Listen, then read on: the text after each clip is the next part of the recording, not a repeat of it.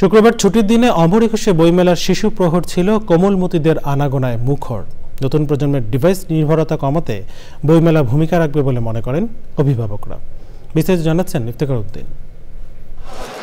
শুক্রবার ছুটির দিন থাকায় অমর একুশে বইমেলার গেট খুলে যায় বেলা 11টায়। মা বাবার হাত ধরে মেলায় আসে ক্ষুদে পাঠকরা। আমি আমার খালামণির সঙ্গে বাবার সঙ্গে আসছি।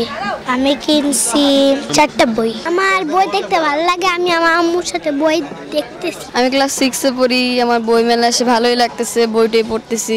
ভূতের বই, তারপর জ্ঞান বিজ্ঞানের বই। 4টা বই কিনছি, একটা গোপাল ভাঁড়ের বই, আরেকটা বিজ্ঞান, আরেকটা মহাকাশের বই। অভিভাবকরা বলছেন নতুন প্রজন্মকে ডিভাইস নির্ভরতা থেকে ফেরাতে বই পড়ার অভ্যাস গুরুত্বপূর্ণ ভূমিকা রাখবে। এই যুগের বাচ্চারা ডিভাইসের প্রতি অনেকটা আকৃষ্ট হয়ে গিয়েছে, যে কারণে ওদেরকে নিয়ে আসা এখানে। চেষ্টা করি প্রতি বছর আসতে।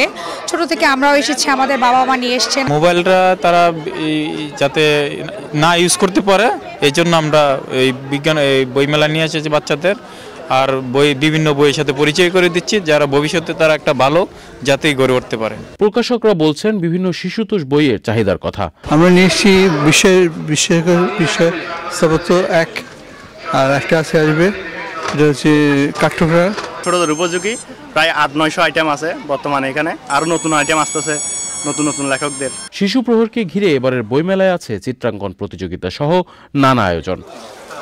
Iftekhar Uddin, channel I, Dhaka.